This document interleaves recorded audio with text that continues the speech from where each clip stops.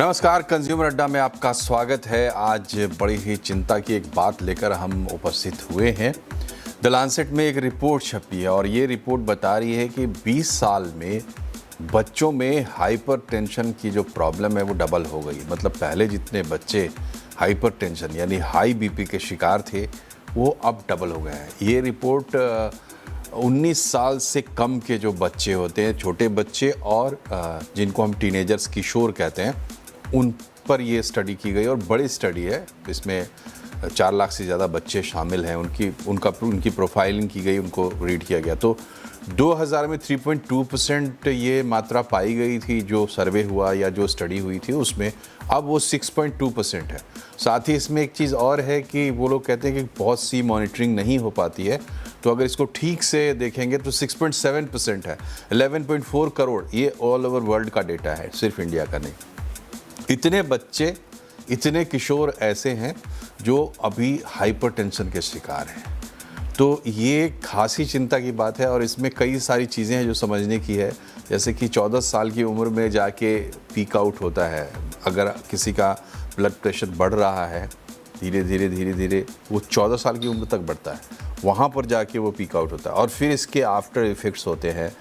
तो कुल मिलाकर आप बात ये कहते हैं कि भाई जब हम हाई बीपी की बात करते हैं, हाइपरटेंशन की बात करते हैं, हम डॉक्टर से पूछते हैं कि कब से मॉनिटरिंग करनी चाहिए, तो बोलते हैं, पहले डॉक्टर्स बोलते थे 40 साल के बाद।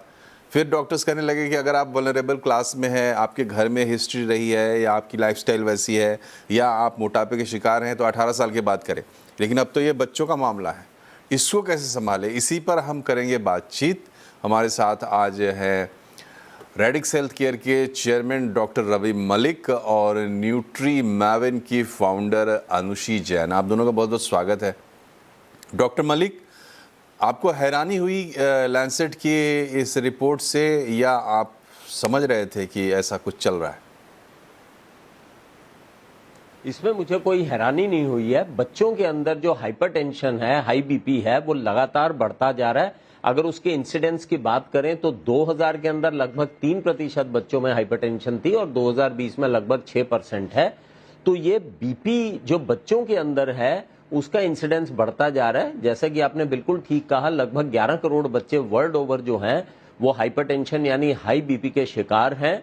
और इसमें ताज्जुब की बात ज्यादा नहीं है, दुखद बात है। ताज्जुब की बात इसलिए नहीं है क्योंकि हम लोगों का जो लाइफस्टाइल है वो काफी चेंज हो गया है। बच्चे स्क्रीन नहीं छोड़ते, प्लेग्राउंड्स में बिल्कुल नहीं जाते हैं, नमक की मात्रा, शुगर की मात्रा ज्यादा लेते हैं, जंक फूड काफी खाते हैं, स्लीप डिस्टर्बेंसेस होती हैं, स्ट्रेस में रहते हैं अपने मार्क्स को लेके, एकेडमिक्स को लेके, कैरियर को लेके। तो ये सारे फैक्टर्स मिला जुला के बच्चे को मोटा कर देते हैं और मोटापे से जो है वो हाइपरटेंशन हो जाती है। तो ये एक बहुत ही एपिडेमिक प्रोपोर्शन ले रहा है और जिस तरह से ये बढ़ता जा रहा है, अगर इसी तरह से बढ़ता रहा तो आने वाली भावी पीढ़ी के लिए बहुत बड़ी समस्या बन जाएगी। क्योंकि जो बच्चों के अंदर हाइपरटेंशन होती है वो कंटिन्यू कर जाती है बड़ों के अंदर भी, और बड़ों में जब ये कंटिन्यू करती है तो हाइपरटेंशन को साइलेंट किलर भी कहा जाता है। तो ये हमारे हार्ट के ऊपर, ब्रेन के ऊपर, किडनी के ऊपर, आंखों के ऊपर, बॉडी के काफी सारे जो अंग हैं उनके ऊपर इसके दुष्प्रभाव होते हैं।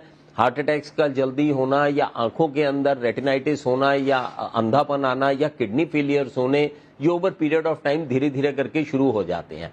तो इसके लिए एहतियात बरतना बहुत बहुत आवश्यक है। ये आंकड़े डेफिनेटली काफी डिस्टर्बिंग हैं और मैं समझता हूं कि इसके अंदर ना केवल डॉक्टर लेकिन पेरेंट्स हैं, हेल्थ एजुकेटर्स हैं या टीचर्स हैं या नर्सेज हैं, हम सबकी एक जिम्मेदारी बनती है कि हम इस चीज के लिए पब्लिक को एजुकेट करें। और मैं आपको बहुत मुबारकें दूंगा क्योंकि ये टॉपिक एक ऐसा है जो आपने बहुत अच्छा सिलेक्ट किया है और पब्लिक अवेयरनेस बहुत आवश्यक है। अगर पेरेंट्स के अंदर ये अवेयरनेस होगी, बच्चे का नियमित रूप से बीपी की जांच करेंगे तो समय रहते हम प्रिकॉशंस भी ले लेंगे। और अच्छी बात यह है कि ये एक तरह से क्यूरेबल बीमारी है। अगर हम लाइफस्टाइल्स को कंट्रोल कर लेते हैं और सारी चीजों को अगर करते हैं तो बच्चे जो हैं वो स्वस्थ भी हो सकते हैं। ऐसा नहीं है कि ये हाइपरटेंशन पूरी उम्र चलेगी। अच्छा, यहाँ पे एक बहुत बुनियादी सवाल है कि जब हम हाइपरटेंशन की बात करते हैं, हाई बीपी की बात करते हैं, एक तो कि ऐसे भी देख रहे हैं परिभाषा इसकी थोड़ी चेंज हो रही है। बच्चों के मामले में हाइपरटेंशन जब हम कहते हैं इसका मतलब क्या है, प्री हाइपरटेंशन का मतलब क्या है? देखिए, हाइपरटेंशन बच्चों का बीपी जो होता है वो जन्म के ऊपर बच्चे का बीपी काफी कम होता है और वयस्क व्यक्ति का बीपी जो है 120/80 होता है। तो बच्चों के जो बीपी है उनके हमारे डिफरेंट चार्ट्स उपलब्ध हैं।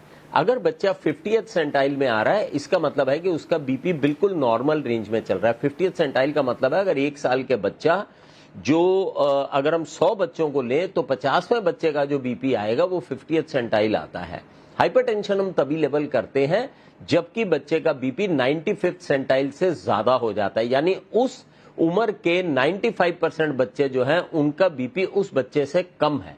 सो अगर 95th परसेंटाइल से ऊपर हो जाता है तो हम उसको हाइपरटेंशन कहते हैं, और अगर इससे थोड़ा सा कम होता है तो उसे प्री हाइपरटेंशन कहते हैं। बच्चे को हमारे को प्री हाइपरटेंसिव स्टेज के ऊपर ही पकड़ लेना चाहिए, और उसको पकड़ने का बेस्ट तरीका यही है कि स्कूल्स में, कॉलेजेस में, इवन घरों में हमें बच्चों का लगातार बीपी जो है वो मॉनिटर करना चाहिए, और अगर उनका बीपी ज्यादा आता है तो तुरंत डॉक्टरी सलाह लेनी चाहिए, इससे पहले कि बीपी के साइड इफेक्ट्स बॉडी में आने शुरू हों।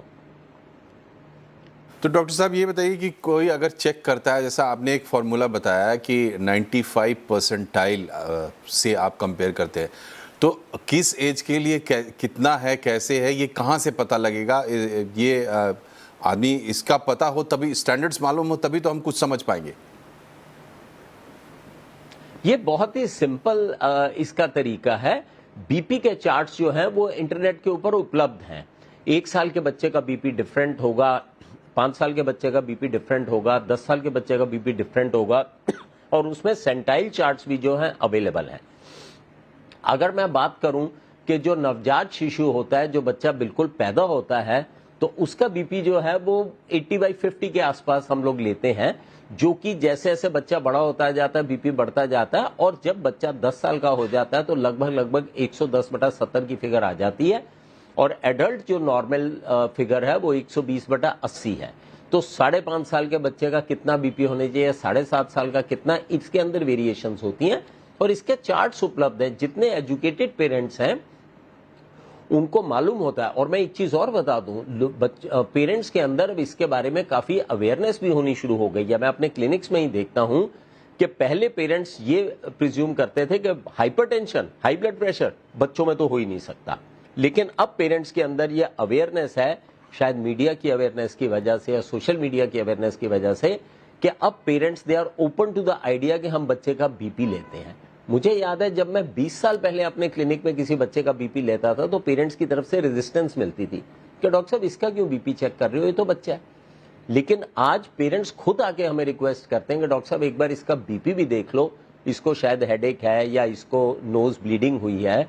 तो पेरेंट्स के अंदर भी एक अच्छी अवेयरनेस आ रही है।